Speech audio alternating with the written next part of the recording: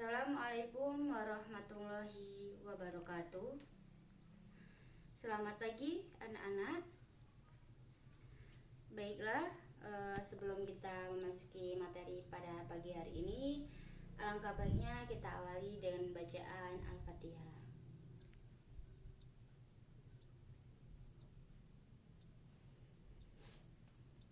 Selanjutnya, Ibu akan absen kehadiran kalian pada hari ini. Apakah ada yang tidak hadir pada hari ini, Nak?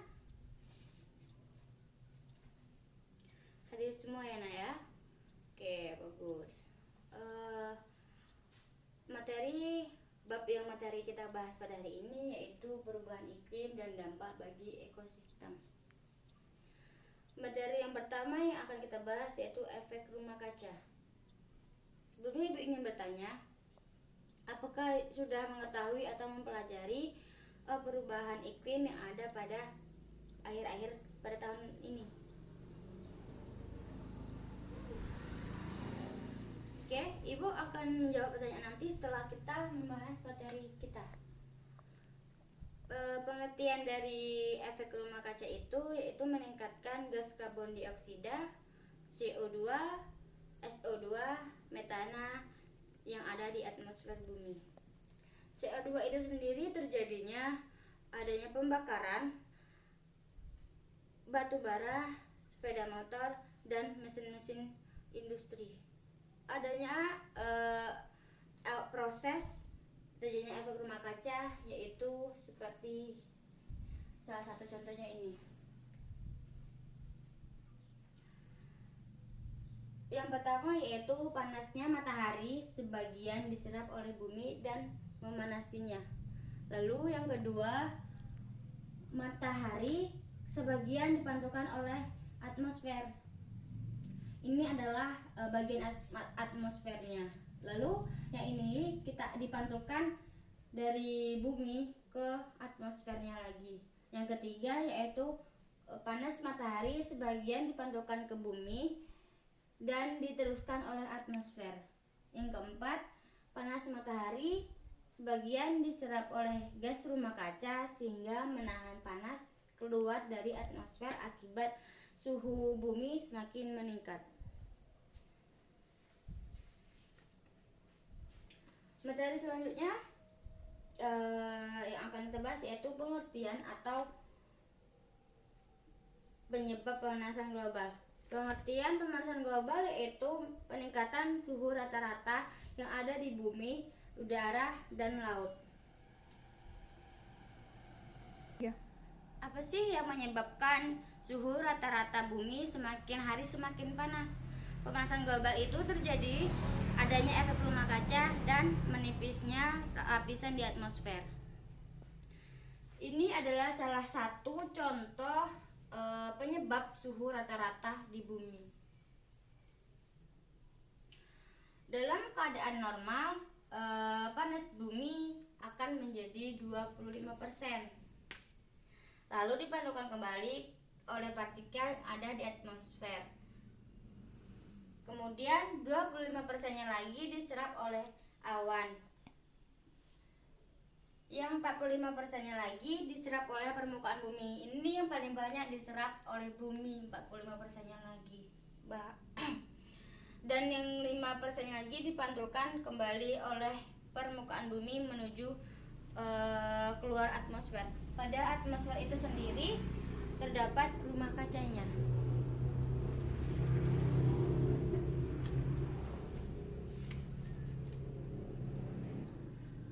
Materi selanjutnya atau yang ketiga yaitu dampak pemanasan global. Dampak pemanasan global itu suhu di permukaan bumi memicu terjadinya kekeringan yang terjadi, kebakaran hutan. Hal tersebut akan menimbulkan bahaya bagi kesehatan yang ada di bumi, bagi kesehatan yang ada di bumi. Bukan manusia saja, makhluk hidup yang ada di bumi. Salah satu dampak pemanasan global yaitu mencarinya es di kutub. Kalau diintip di luar angkasa, bumi ini terasa warna biru semua. terasa air semua. Memang kebanyakan bumi dengan air itu tidak seimbang, lebih banyak air daripada daratannya.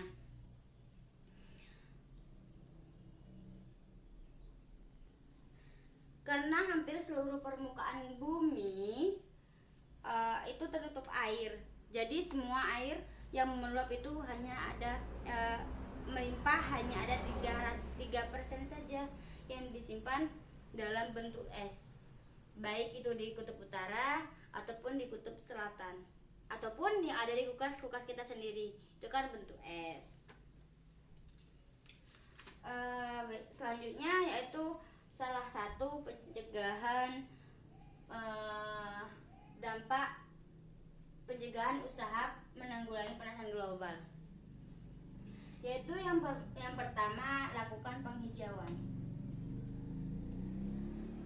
Lakukan penghijauan seperti menanam tumbuhan atau pohon-pohon yang ada di sekeliling kita yang sedang tandus. Itu kita tanam kembali agar bumi kita terjaga, agar oksigen yang ada di sekeliling kita selalu ada. Dan mencegah penebangan liar yang tidak bertanggung jawab.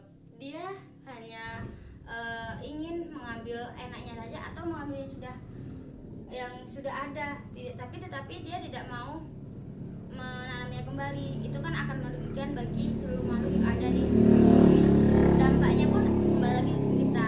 Hewan-hewan yang ada di hutan-hutan yang dia tebangi pun akan kembali ke kota, menyerang ke manusianya lagi. Yang kedua yaitu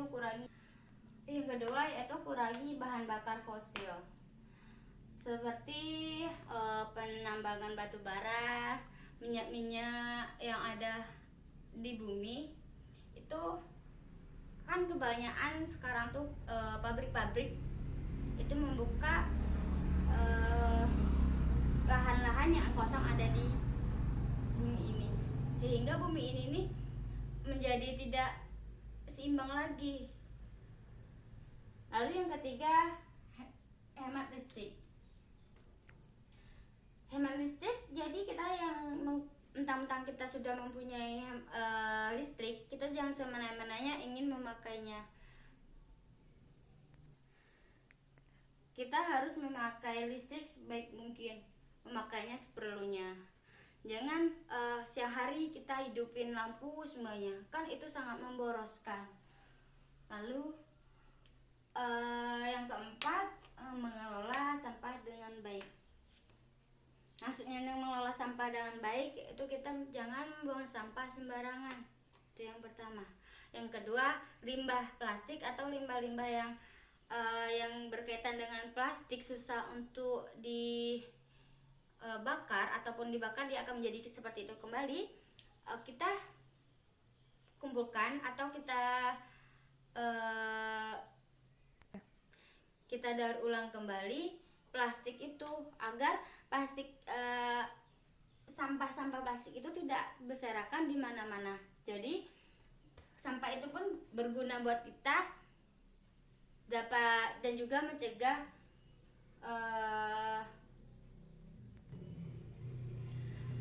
pencemaran di lingkungan. Dan juga jangan kita membuang sampah di sungai-sungai, itu akan menyebabkan kebanjiran dan tidak enak juga dilihat bagi kita, dan juga limbah-limbahnya itu atau bau-baunya pun akan keimbas ke kita juga. Jadi kalau kita menjaga kebersihan atau mengolah sampah dengan baik kan enaknya di kita. Ya.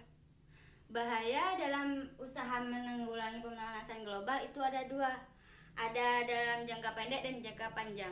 Yang pertama itu jangka pendek akan menyebabkan suhu bumi meningkat drastis dan gunung-gunung es akan mencair.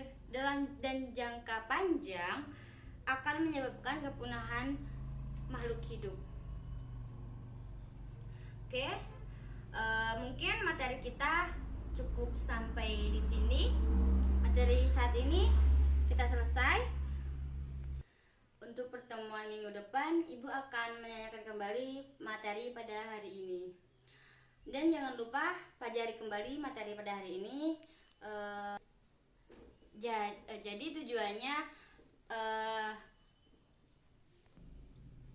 jadi kesimpulannya pada materi hari ini, pelajaran pada hari ini yaitu kita mengetahui proses pelajaran efek rumah kaca. Mungkin pelajaran pada hari ini cukup sampai di sini. Akan kita sambung lagi minggu depannya lagi. Kurang dan lebihnya Ibu mohon maaf sebesar-besarnya. Wassalamualaikum warahmatullahi wabarakatuh.